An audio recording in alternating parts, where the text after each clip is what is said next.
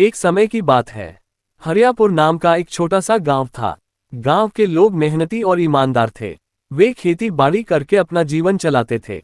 उसी गांव में दो युवक रहते थे जिनका नाम रघु और मोहन था। दोनों बचपन के दोस्त थे, लेकिन उनकी आदतें अच्छी नहीं थीं। वे मेहनत करने के बजाय दूसरों का सामान चुराने में विश्वास रखते थे। रघु और मोहन रात के अंधेरे में गांव के लोगों के खेतों से सब्जियां, फल और कभी कभी घरों से छोटी मोटी चीजें चुरा लेते थे। गांव वाले परेशान थे, लेकिन चोरों का पता नहीं चल पा रहा था। दोनों हमेशा बहुत चालाकी से काम करते थे। एक दिन रघु ने मोहन से कहा, गांव के बाहर जो अमीर किसान रामलाल रहता है, उसके घर में बहुत धन है।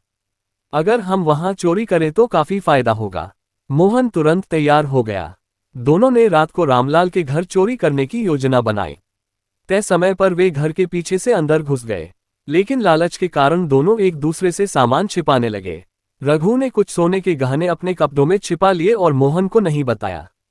दूसरी ओर मोहन ने भी कुछ पैसे अपने पास रख लिए। जब वे चोरी करके बाहर निकले तो दोनों को शक हुआ कि दूसरा उससे ज्यादा माल ले गया है।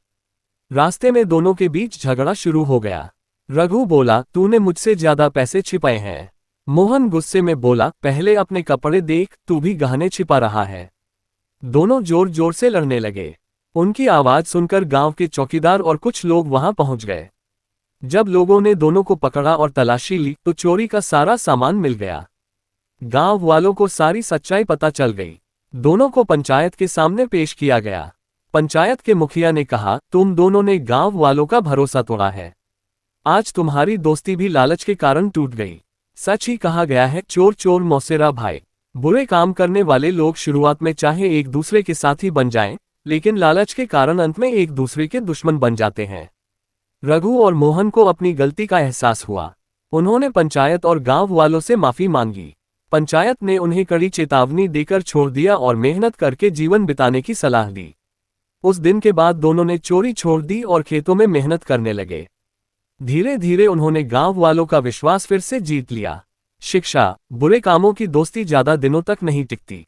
लालच और बेईमानी का परिणाम हमेशा बुरा होता है। इसलिए हमें हमेशा ईमानदारी और मेहनत का रास्ता अपनाना चाहिए।